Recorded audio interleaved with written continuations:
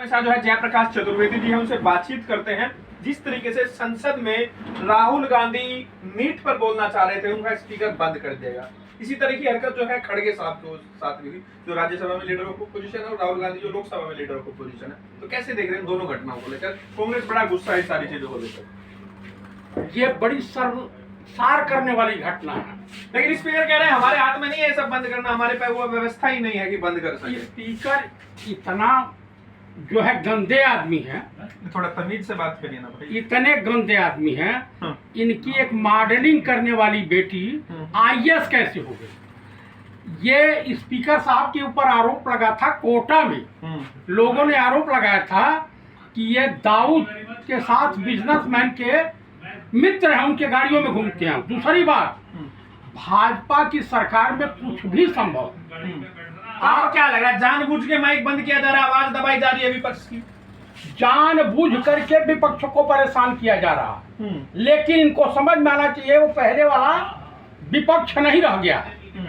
सबसे बड़ी बात मैं आपको बता देना चाहता हूं कि ये अभी तो देख लीजिए, कल जबलपुर की एयरपोर्ट की छत गिरी। हाँ।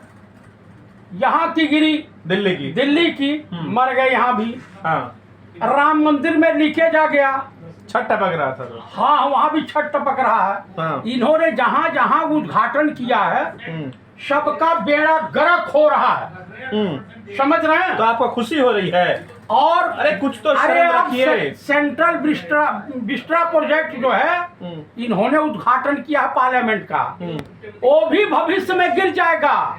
इस देश के प्रधानमंत्री, माननीय प्रधानमंत्री इस तरह की बातें क्यों करते हैं? मैं आपको बता रहा हूं कि इन्होंने जहां जहां कदम रखा है वो एरिया बांझ हो गई है, वो एरिया का सत्यानाश हो गया। जिस दिन देश का पीएम बना, ब्राह्मण होकर कैसी बातें कर रहे हैं? जिस दिन ये देश का पीएम बना उसी दिन देश का सत्यानाश हो गया।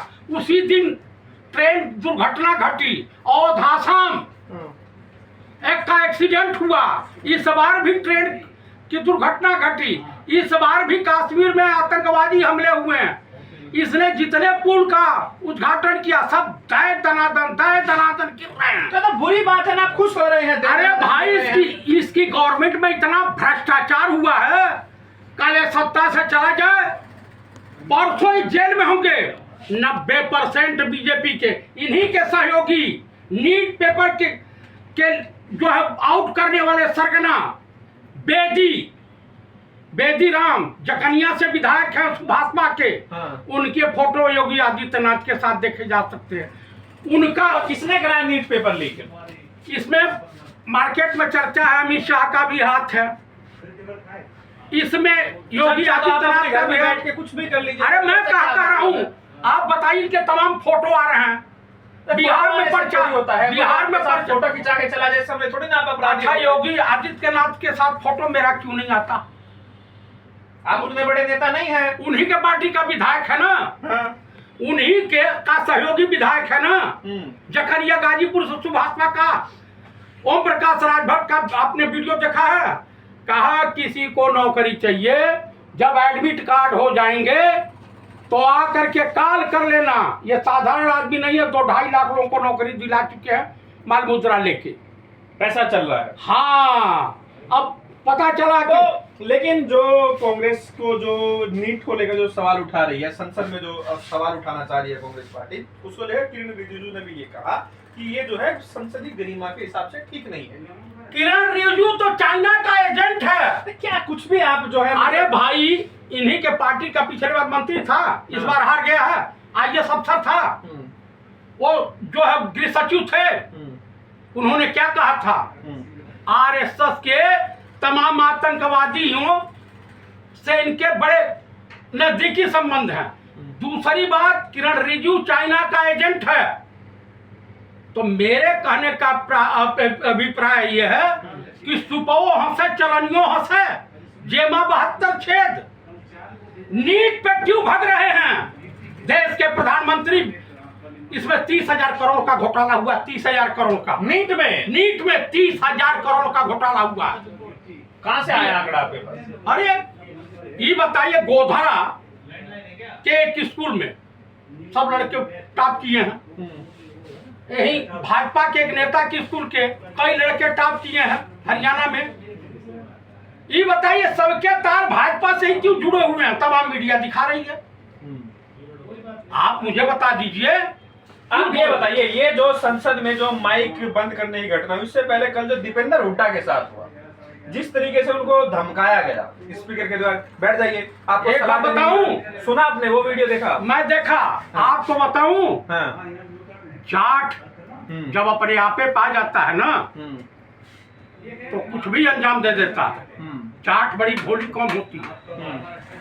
और दूसरी बात मैं आपको बता देना चाहता हूं, आप क्या मानते हैं, दीपेंद्र हुड्डा का अपमान हुआ? दीपेंद्र हुड्डा का अपमान हुआ। ये तो खुद बेशरम लोग हैं बीजेपी वाले।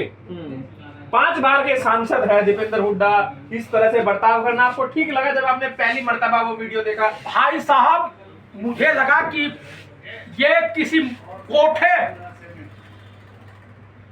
का आदमी जो है किसी को बेइज्जत कर रहा है।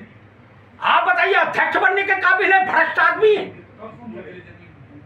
इसी को अध्यक्ष बनाया जाएगा? 140-150 सांसदों को निष्कासित कर देता था। इतना बड़ा बेशरम आदमी को अध्यक्ष बना रखा है आप, इतना बड़ा भ्रष्ट आदमी। कोटा में इसके बारे में जाइए, अब जानकारी लिए गली गली में। अगर चीफ इलेक्शन कमिश्नर का सहयोग नहीं होता, से शिरोमणि अकाली दल की जो सांसद है हरसिमरत कौर, उनको भी इसी तरह से डांटा गया। क्या लग रहा है देखिए, सांसद इस पार्लियामेंट में एक घटना उत्तर प्रदेश की विधानसभा में हुई थी। कल्याण सिंह की सरकार थी, भाजपा उद्दंडता करने लगे। भाई साहब, सोशलिस्टों ने माइक तोड़ करके, कुर्सी तोड़ करके अब भाजपाइयों को इतना धोया था कि 90 से 100 विधायक भाजपा के हॉस्पिटलों में एडमिट पाए गए।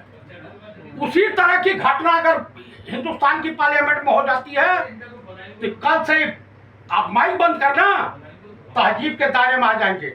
इन्हीं की एक जो थी एमपी है ना मंडी से, कंगना रनावत, जब एक जाठनी का करारा तमाचा पड़ा तो उसकी तो निंदा होनी चाहिए। निंदा नहीं होनी चाहिए, 10-5 चप्पल और मारना चाहिए। अब इनसे जब दोबारा पत्रकारों ने पूछा कि भारत आजाद कब हुआ, तो इनकी याददाश्त वापस आ गई, कहे 1947 में, नहीं तो 2014 में बता रही थी भारत आजाद हुआ।